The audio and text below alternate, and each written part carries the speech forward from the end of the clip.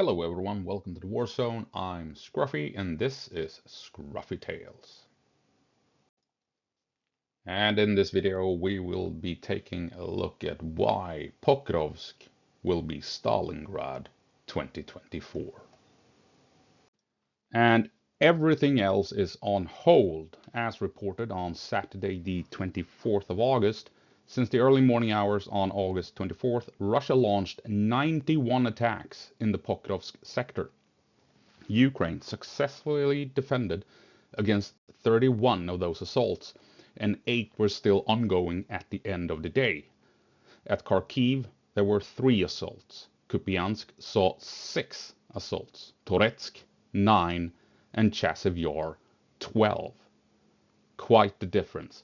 Russia has the eye on the ball. They want Pokrovsk, and they are going hard to reach it. The only other area that is drawing attention is Kursk, for obvious reasons. But the rest of the front line, at the moment at least, has more or less calmed down. Russia is focused on Pokrovsk and Kursk. And here you can see the salient that Russia has created, pushing towards Pokrovsk. They have followed the main, or the railway here out of Avdiivka to Ocheretino, going around north of these rivers and creeks towards Selane and Novorodivka. And they've done this to avoid natural obstacles in the terrain, since the railroad is snaking its way past lakes, rivers and creeks, going all the way to Pokrovsk. And it also provides them with logistics. They can move in troops and reinforcements, equipment to Avdiivka, potentially even Ocheretino, and then drive out with trucks from there on. And a couple of days ago, they also claimed this entire area here, having outflanked the Ukrainians. The Ukrainians had to fall back to avoid being surrounded from the north. So now you have a solid salient here, pushing straight for Pokrovsk. And the other day, or yesterday and during the night, we saw that Russia also made this push straight south, outside of Seludove, located here. And my guess is that they are now pushing to secure this main highway that is leading out of Donetsk all the way up to Pokrovsk, in order to secure solid logistics before launching the main assault. There's a highway going up here through Ocheretino to Horodivka, a smaller one that can be used effectively. I remember, if they can get trains successfully to Ocheretino, trucks can then move from Ocheretino straight to Horodivka to support the assault on what's it called? I forgot the name. Mirnorad.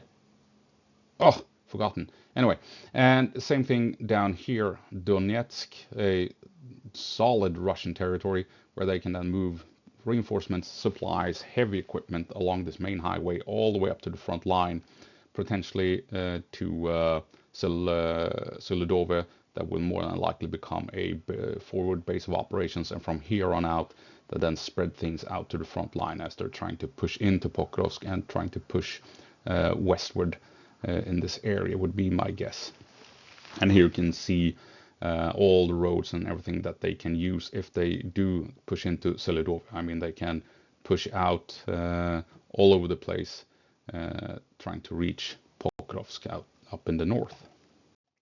And this will be a game about logistics, as well as having enough manpower to fight in the city of Pokrovsk and not Moskovsk, Mirnorad.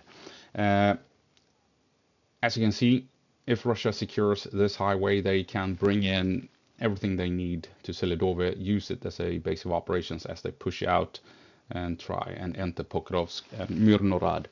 On the flip side, Ukraine has 1, 2, 3, and 4 roads leading into Pokrovsk, as well as 1, 2, and 3 railroads.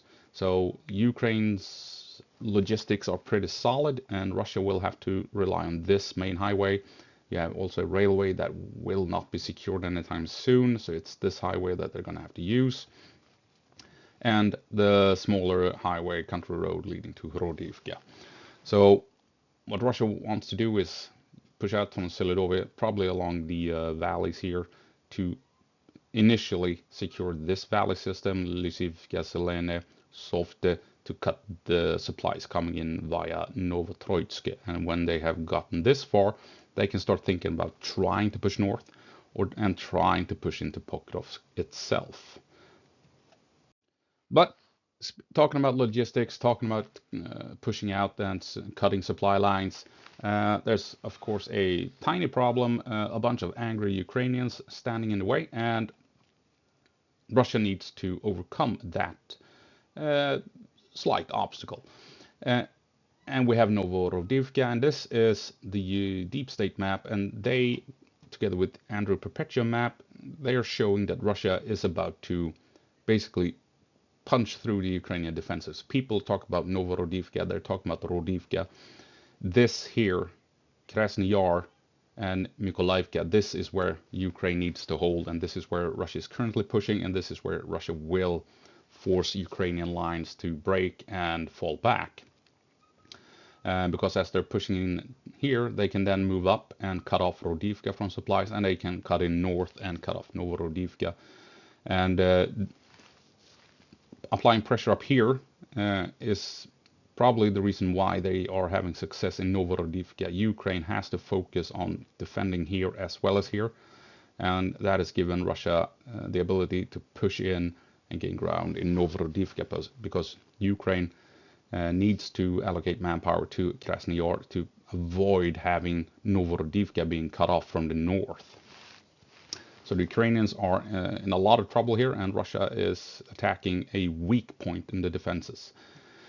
So they pushed into Krasny Yar, and they are operating in Mykolaiivka. And you can see here all the roads leading out from Krasny Yar. This is what the Russians were after. Taking this small village has given them access to all these country roads that they can use to move out troops, to engage the Ukrainians, move north to threaten Rodivka, move in north of Novorodivka, and they can even, after they've taken Mykolaiivka, push northward towards Mirnograd itself, or Minorad, sorry. And here we have the ISW map. Here you can see how they have pushed into Krytyar and Krasny Yar, and up here you have Mykolaiivka, this small gully with the streams and creeks. And why this? Like I said, pushing out here, threatening Rodivka, pushing in here also threatens Novorodivka. You know, forces Ukraine to make decisions and allocate troops and manpower and resources, right? That's the dog in the background, by the way. And also, more importantly, if you take a look at the satellite image, Krasny Yar, Mykolaiivka, what if Russia has these two smaller villages? Well, then they have access all the way to Mirnorad, cover, and the ability to push in troops without getting hit by drones, without having to push across wide open fields. And there's more cover here than moving along the windbreaks, right? So yes, it's narrow choke points where Ukraine has pre-sighted mortars and artillery guaranteed by now, but it's still more advantageous to push through here than to continue along these narrow windbreaks. And if Ukraine also takes Novorodivka, which they will in time, this happening, Ukraine falling from Rodivka, Novorodivka, and surrendering Mykolaiivka, that will happen, guaranteed. And when that has happened, Russia has the ability to push from Novorodivka here, and potentially even this way along the railroad, to reach Mirnorad along these routes that are offering much more cover than these narrow windbreaks. So this is where Russia will attack. This is the only place where they essentially has this approach point where they can utilize cover all the way up to the city. So this is where the main assault will be attempted in a couple of weeks from now, would be my guess. And just basically to highlight what I just said, I mean, take a look. I mean, why would they cross over here across these open fields and push this way? They probably will to try and outflank, but this will not be the main approach towards Myrnorad. I mean, when you have, I mean, you can see here that this offers much more cover, especially now that Russia has figured out how to make it difficult for Ukrainian drones to spot them, where they move in groups of 3 or 4 or 5 at most through the foliage, through these windbreaks and larger belts of woods. The Ukrainians find it difficult to spot the Russians, find it difficult to reach them with the drones, and then the Russians can send in units piecemeal to a location where they then slowly build up their forces, and then they are ready to launch an assault against the Ukrainian position. So that is what's going to happen here. Russia will more than likely try the same here. These gaps between the forest belts is where Ukraine will have a chance to effectively combat Russians. But make no mistake about it, Russia will try and push this way as well as this way, and then probably try and secure the windbreaks in here to have multiple choices. Multiple choices. What is it? 1, 2, 3, maybe 4 approach points to breach into Myrnorad itself. And if we zoom out, you can see here the wide open fields, farmland, and with all the windbreaks. I mean, it's quite obvious, isn't it? If you want to push in infantry, it's this. This is where it's going to happen. These 2 main approach points. Russia will probably try and push out on the flanks, but if that happens, they're going to avoid the farm fields, the farmlands, because this is where missiles, drones, and artillery will get them. They will potentially, or my guess is that they actually will try and push along this valley here to Lysivka and try and reach all the way over to Shevchenko, because once again here you have an approach point following cover, and if you go further west you can also come up to locations over here. So Russia will try and push out west this way to have this approach point to Pokrovsk, and they will try and maybe push northward to have other avenues of assault on Myrnorad. So that is what Russia will be after, is my guess. They will not try and push in here. This area here is a cauldron, and they will be shot to bits. Pushing up across here, not so likely. They want to move out and find these avenues of approach where you have cover, where you can actually get troops in to a position to launch an assault without getting detected and without getting shot to bits before you have ample numbers to launch that final assault. And we've been talking about logistics and manpower, and this is kind of where they both align. What is Russia after pushing west? Well, they want to secure the main highway, because this is where you can bring in troops relatively close to the front line quickly and easily, and as well as ammunition, medical supplies, food and water and what have you.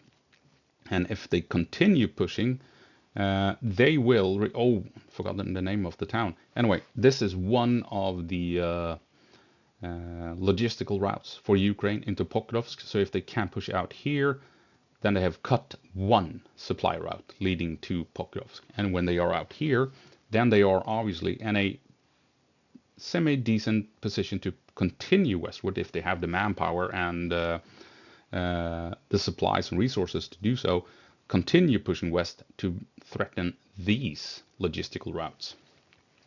And if they get that far, then they're in a good position to continue north. But the further west they go and pushing out north, obviously it becomes more difficult for them to have any gains, because more and more Ukrainians will be able to threaten them, and they will overextend their lines and what have you.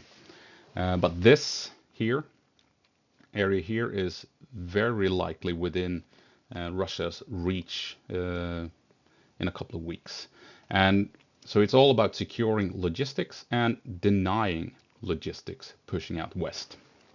When you're talking about Russia's advances in the coming weeks here. So pretty sure that after Novorodivka you will have an assault towards Myrnorad, as well as a push westward. This might come before they actually try and reach the city, but they will try and push west to secure this main highway as well as threaten this logistical route leading into Pokrovsk. Shevchenko, that was the name. So yeah, how long will it take for Russia to do this? They are currently in Novorodivka, and how long will it take them to reach Shevchenko? It might take some time because they were in control of Prorezh around the 22nd of July, and now a month later, doing this on the 27th of August, well, it took them a month to go from Prorezh to Novorodivka. So, and it's basically the same distance, right? From Prorezh to Novorodivka as it is from Novorodivka to Shevchenko. So the question is, will it take Russia a month to reach Shevchenko? Not unlikely. I mean, they are now close to Pokrovsk. Ukrainian defenses will be in ample supply, would be my guess, in the area here, especially as they approach and close in on Shevchenko. So I think this will potentially take a month if Russia wants to push out this far. And as you can see, that kind of suggests that this battle will be ongoing for quite some time and more than likely well into 2025. So, what is this all about? Well, once again, we return to logistics. That is what this is about. Russia is pushing out from Donetsk, Avdiivka, Ochirutine, Novorodivka, Pokrovsk. Pushing down south here, they want the supply route from Donetsk itself all the way up to the front line to forward bases of operation to push out supplies and manpower to the front line. And they want Pokrovsk to cut this main supply line. As you can see here, railroads, 3 railroads leading into Pokrovsk, and you have multiple highways and what have you leading into Pokrovsk. And from here, Ukraine has sent out all of these supplies, equipment, troops, vehicles to the front line all over the place until now that Russia has pushed in here and cut off this supply route, and they want to do the same to this supply route, slowing down Ukrainian logistics, weakening by so doing Toretsk, weakening Chasiv Yar, and weakening this, oh, I've forgotten the name. I can't read Ukrainian and Russian. God damn it. But they are cutting the supply lines for Ukraine leading up to the front line, forcing Ukraine to move the long way around, right? They have to move up to Kramatorsk along these railroads, along these country roads. They can obviously take the smaller country roads in the middle, but they are more susceptible to weather, to flooding, and all of that stuff, especially if you drive dozens and dozens of heavy loaded trucks back and forth all day around. So Ukrainian logistics, if they lose Pokrovsk, will have to come this way into Kramatorsk all the way down to Chasiv Yar and Toretsk from this way. And that puts strain on Ukrainian logistics. They don't have an infinite number of warehouses. They don't have an infinite number of trucks or railroads and railroad tracks. If they're going to have to supply the entire front from here all the way up to Chasiv Yar, and remember, out of here, they also supply this front line and this front line, right? A lot of troops, a lot of resources and vehicles, fuel, food, ammunition, everything will be coming in from the north through Kramatorsk, and then they need to keep track of everything, make sure they know where everything is, so that everything can be pushed out to the front as needed. It's gonna be a huge logistical strain for Ukraine if they lose Pokrovsk and everything has to be diverted northward into Kramatorsk and the surrounding areas. So that is why Russia is pushing for Pokrovsk. They are going to use it. If they have it, they can bring in their own troops via the railroads and the highways, and this will be a forward base of operations to further push out into Ukrainian territory. And it also causes a lot of problems and puts a lot of strain on the Ukrainian logistics, trying to support a very, extensive front line if we get that far that Russia eventually takes Pokrovsk. And I want to highlight something that a viewer said here, Frozen Men's One, weird name. He mentions, I don't think Pokrovsk is even the target anymore. The Russians are going for the other side of the Karahovo Dam. Taking Pokrovsk is not a viable target right now. The mud season is already less than 60 days ago. I don't know. Targeting Karahovo from the north and south gives a lot more freedom for the Russians moving west to Bagatir, right? And what he's talking about is pushing this way and then south towards Karahovo Dam and Karahovo itself. And from if they do that, they can continue pushing south towards Volodar, of all places. And I'm on board. That's not unlikely. I was talking about this back in April, I think it was, in a video I made. Russia has the advantage, and then I suggested at the time Russia was at Okhtyarotyne that this could in fact, at the time, that Russia potentially was after a push southward right after Okhtyarotyne, and then continue pushing south as they now outflank the Ukrainians in the north, and having done that, potentially pushing in the south as they had reached Kurakovo, as I was talking about, another push towards Volodar to expand the entire southern front line. And they're pushing south at the moment, so they could actually be heading for Karahovo Dam, like the man says.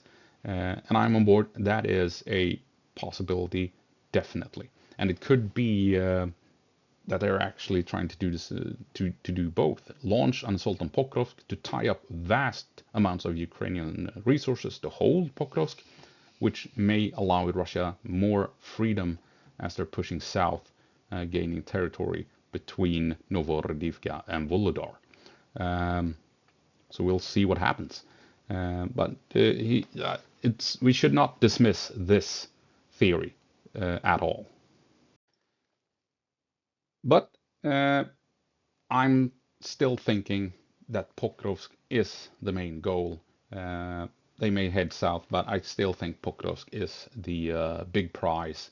And if that is the case, I do believe that Pokrovsk will become Stalingrad 2024. And I mean, take a look at these images from Stalingrad. This could be Ukraine in 2024. This is how Russia operates in the modern day. When they're advancing, they reduce settlements, towns, and cities to rubble, ruin, and ashes. And this is what Mirnorad and Pokrovsk will look like in a couple of months. They have already been hit hard. Buildings are already burned out and empty husks, but this is what it will look like in the end. And Stalingrad, Russian generals are well aware of what the importance of Stalingrad and how they managed to defeat the Germans at this city in this battle. 500,000 Germans and 1 million Russian dead in the end when the battle was over, between the 17th of July 1942 and the 2nd of February 1943. And Russian generals will be studying this battle before Pokrovsk. They want to know exactly what the Germans did wrong and what the Russian army at the time did right, to not repeat the mistakes of the Germans, and also not repeat the mistakes of the Russians. They know if they're going to enter Mirnorad and Pokrovsk, they need to understand what took place at Stalingrad to be successful. And I mean, here you have the Pokrovsk salient as Russia is pushing out from their own lines straight for Pokrovsk. Take a look what happened back in 1942. Germany had pushed far into Russia and pushed through Ukraine, and here you have Rostov-on-Don, and then they made a big push straight for this town that today is known as Volgograd, but at the time was known as Stalingrad. So this massive Stalingrad salient just like we have the Pokrovsk salient trying to reach this vital town or city of Pokrovsk, and here the Germans created a salient driving straight for this important city of Stalingrad. And as you can see, they pushed in south and north to try and cut the supplies and logistics leading into Stalingrad as well. So, I mean, it is scary how similar these two situations are. Basically, what, 80 years apart or whatever? Incredible. And we return to logistics once more. Here we have Germany pushing into Stalingrad, taking basically the entire goddamn city, except this narrow stretch of land, and down here where Russia could move in support, manpower, and what have you across the river to reinforce and keep the fight going in the city itself. And Germany couldn't prevent Russian logistics and reinforcements from reaching Russian positions. And I mean, here you have Pokrovsk, Mirnorad. You have these 1, 2, 3, 4, 5 supply routes leading into Ukrainian defenses. And the question is if Russia will be able to push around to cut all 5 of them. Because Russia knows if even one tiny supply route remains open, despite being shelled and attacked from the air and what have you, if it's still open and you can bring in small amounts of reinforcements, small amount of supplies, a front line can hold, just like the Russians managed to hold at Stalingrad. My pronunciation changes from every slide. Anyway, against the Germans, right? So they know that if one of these supply routes remains open, Pokrovsk could potentially hold indefinitely. So the Russian generals, they are studying this battle of Stalingrad, trying to find out what mistakes the Germans did to avoid them, and the same thing, what did the Russians do good and what did they do bad, and try and learn from this battle in order to have a Russian success at Mirnorad and Pokrovsk. And crucially, the Russians, they know how they defeated the Germans, right? They locked the Germans in place against all odds in Stalingrad, and then they managed to gather a large force over time that could then launch an assault from the north and cut off the Germans in the city. And then the Germans got surrounded, and they had no choice but to fight to the death, to the bitter end. And of course, the Russians are well aware of this. They're pushing in, as you can see, towards Pokrovsk, and they are well aware of the danger of having a salient such as this. And I mean, the Ukrainians, they have known for a couple of months that this is happening.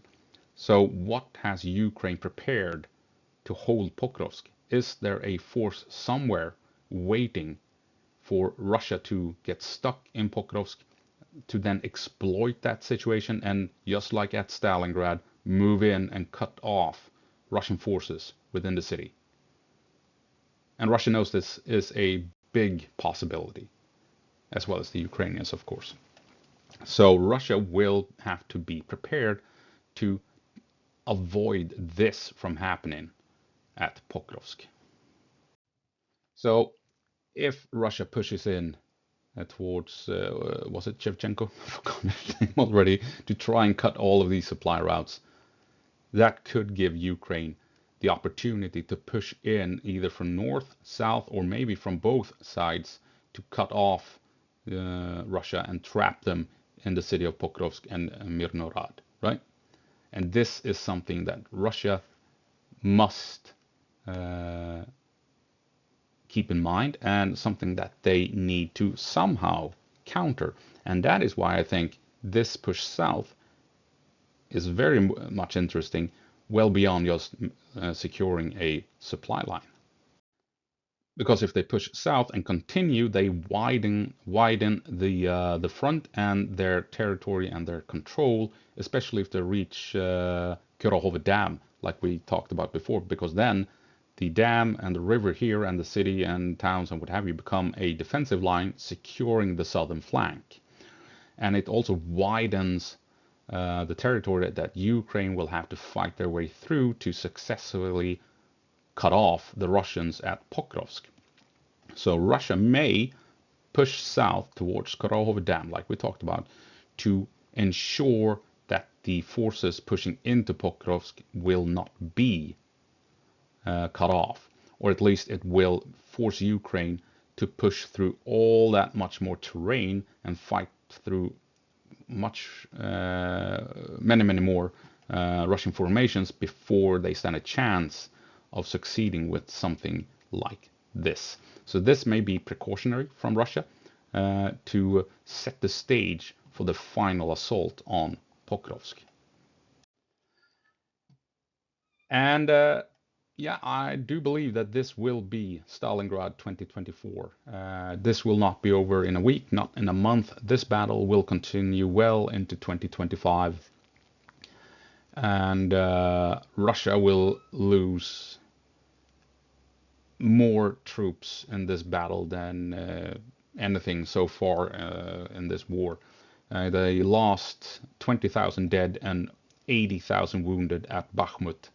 And I think and that was a battle when they did manage to cut supplies to the city. And they still lost all those men. And I'm quite certain that this will be even more horrifying. And I don't think we will understand the horrors that will go on within the confines of these two cities. It will be a nightmare. It will be hell on earth. And both sides will lose insane amounts of troops fighting this coming battle. And so yeah, this will be a modern Stalingrad, and it will be truly horrific. And on a final note, the Ukrainian Supreme Commander Syrsky was in charge of the defense of Kiev. He was in charge of the defense of Bakhmut. And if it's one man who understands what you need to do in order to hold a city and defend it, it is Syrsky. And he knows what troops and what equipment and how much supplies Pokrovsk and Mirnorad needs in order to be defended. So I'm thinking he more than likely has something in store for the Russians as that assault eventually begins. But that's going to have to be it. I hope you found it interesting. I hope I'll see you in the next one. As always, go på marsch, Ukraine, and give them hell.